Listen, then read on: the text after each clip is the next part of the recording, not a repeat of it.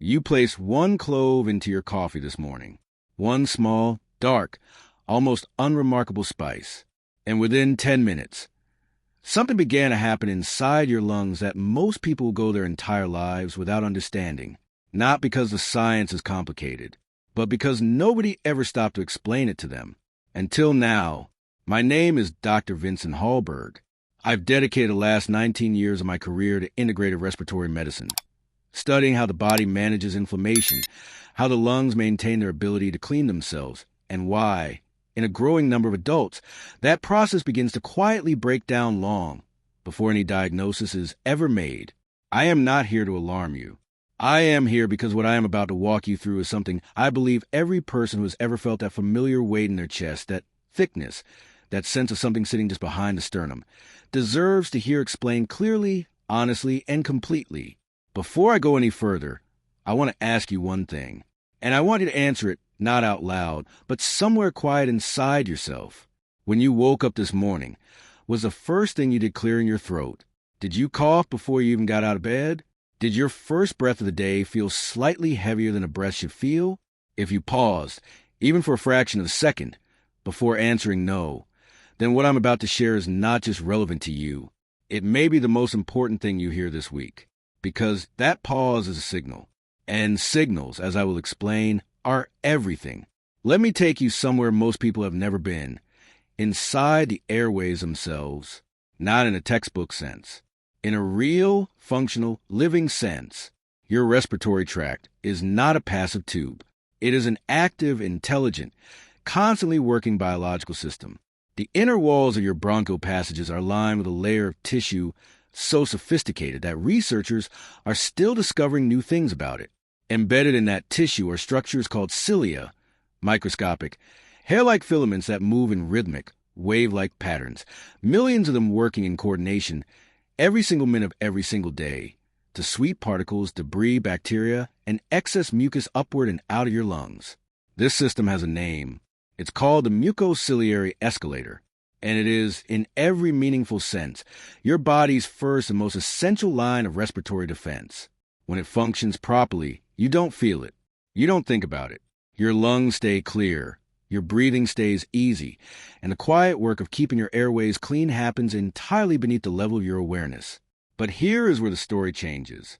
And here is where I need you to stay with me, because what comes next is the part that almost nobody talks about. When your airways are exposed repeatedly over time to the kinds of irritants that define modern life, pollution in the air you breathe during your commute, allergens from dust, mold, or pollen that accumulate in indoor spaces, the residue of smoke, whether from cigarettes or from environmental sources, the inflammatory aftermath of respiratory infections that your body fought off but that left microscopic damage behind. When these exposures stack up, something begins to shift in the lining of your airways, not suddenly, not dramatically, with a quietness that makes it almost impossible to detect until it's already been happening for months or years. The tissue becomes inflamed. Not the kind of inflammation you feel when you twist an ankle or burn your hand. Acute, obvious, impossible to ignore. This is a different category entirely. Chronic, low-grade, subclinical inflammation. The kind that doesn't announce itself with pain. The kind that operates at a cellular level, altering the chemistry of your airways without triggering a single alarm that most people would recognize as serious. And when that inflammation takes hold, two things happen simultaneously, and they reinforce each other in a cycle that, once established, the body struggles to break on its own. First, the goblet cells in your airway lining, the cells responsible for producing mucus, go into overdrive. Mucus production increases. The body, interpreting the inflammation as a threat, responds the only way it knows how, by generating more of the protective, trapping substance designed to catch and remove whatever is causing the irritation. More mucus, thicker mucus, mucus that feels like it sits in the chest rather than moving through it. Second, and this is the part that changes everything, the cilia slow down. The inflammation disrupts the coordinated rhythm of those millions of tiny filaments. Their wave-like motion becomes irregular, labored, less efficient. The mucociliary escalator, your body's built-in cleaning system, begins to lose the very capability it was designed to maintain. And so the mucus that was produced to protect you now has nowhere to go. It accumulates. It thickens further. It creates that sensation you may know better than you'd like to admit. The heaviness, the congestion, the chest that never quite feels fully clear. Now I want to say something that I consider the most important scientific reframe in this entire conversation. Ready? Mucus is not your enemy. Mucus is a messenger. It is your body's biological language for telling you that something in the deeper architecture of your airways is under stress. When you suppress it, mask it, dry it out without addressing what's driving its production, you are not solving the problem. You are silencing the messenger while the message continues to be sent. And the underlying process continues, uninterrupted, unaddressed, progressing on its own quiet timeline. This is why so many people find themselves in a cycle. They manage the symptoms for a while. Things seem better. Then the congestion returns. The heaviness comes back.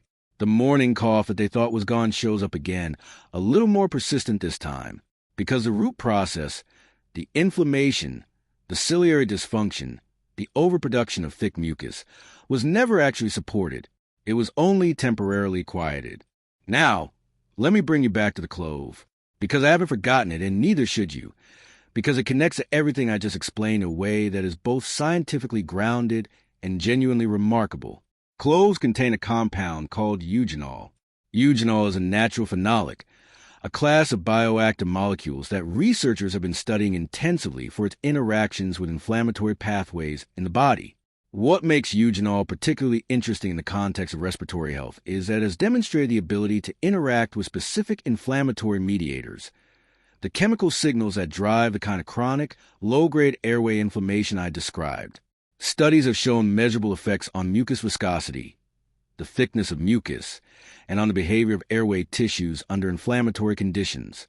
When you place a clove in your coffee and you breathe in that vapor, and those aromatic compounds reach the upper airways, something happens. Not a cure, not a dramatic intervention, a signal, a biological signal that the body, under the right conditions, can begin to respond to. And the reason this matters, the reason it is worth paying attention to, is not because one clove is going to transform your respiratory system overnight. It's because it demonstrates something profound about how the body works. It demonstrates that the airways are responsive, that they are listening, that when they receive the right input, they can begin to shift.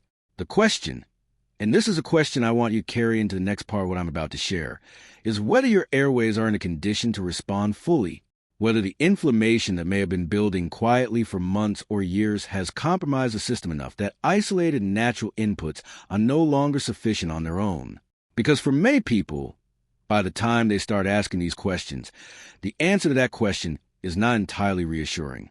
I want you to do something for me right now. I want you to take a breath, a real one, as deep as you comfortably can.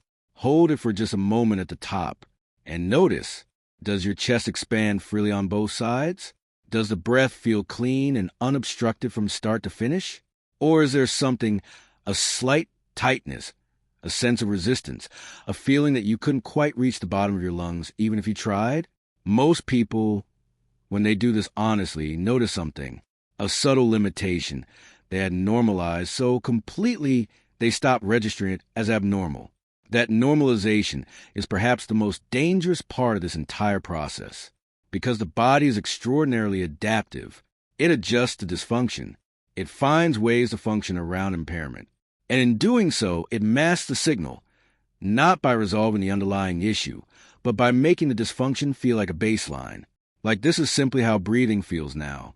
It doesn't have to be.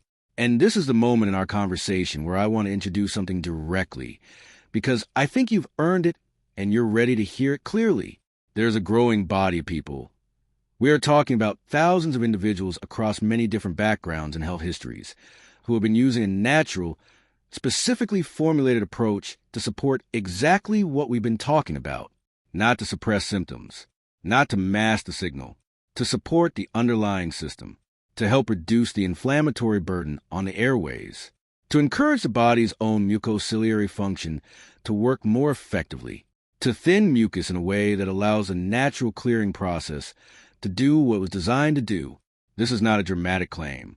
I will not make dramatic claims, because they are not honest and they are not necessary.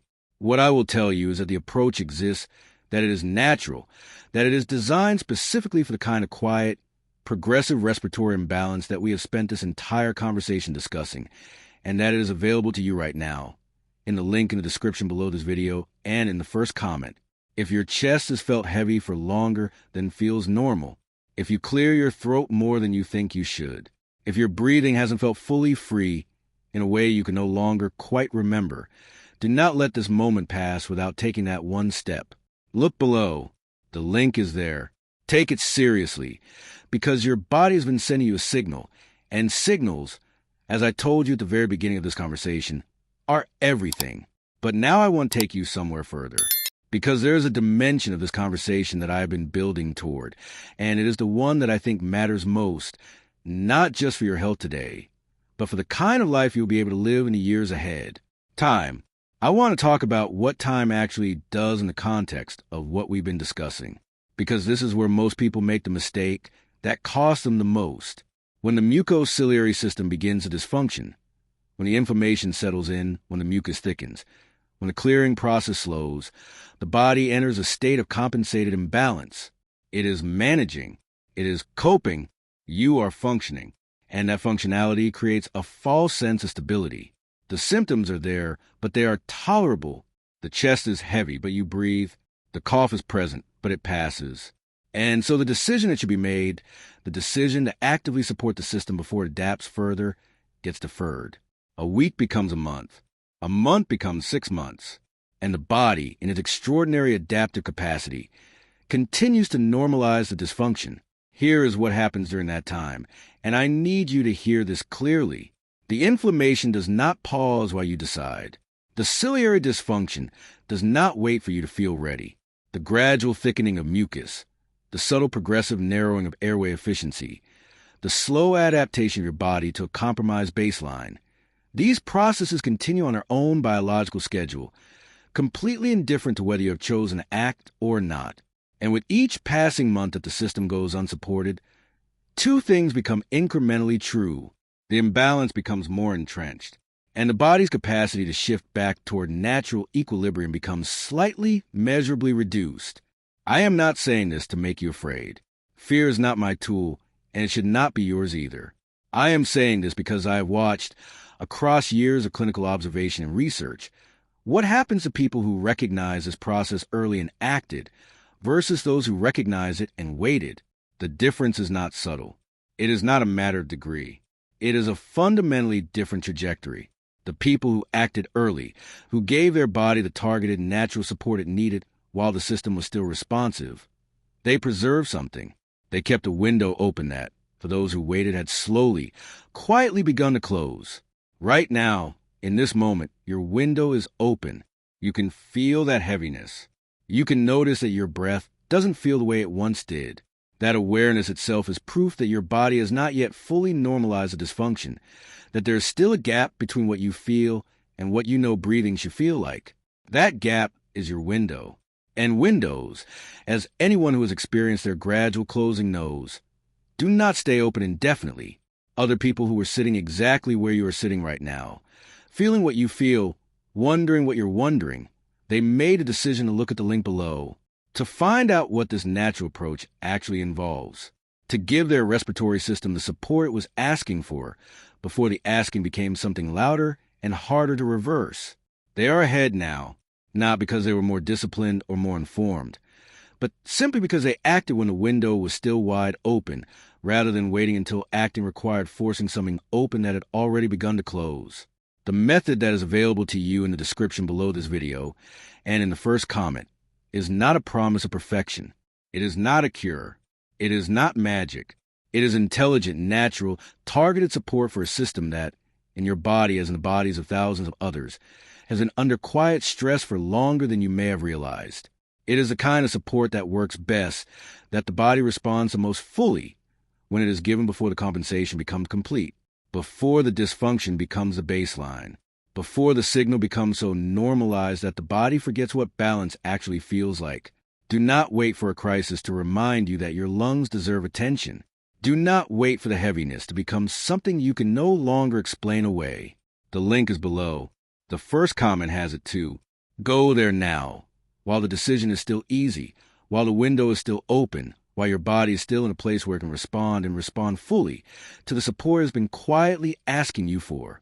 Your next breath could be the beginning of something different, but only if you decide that now is the moment.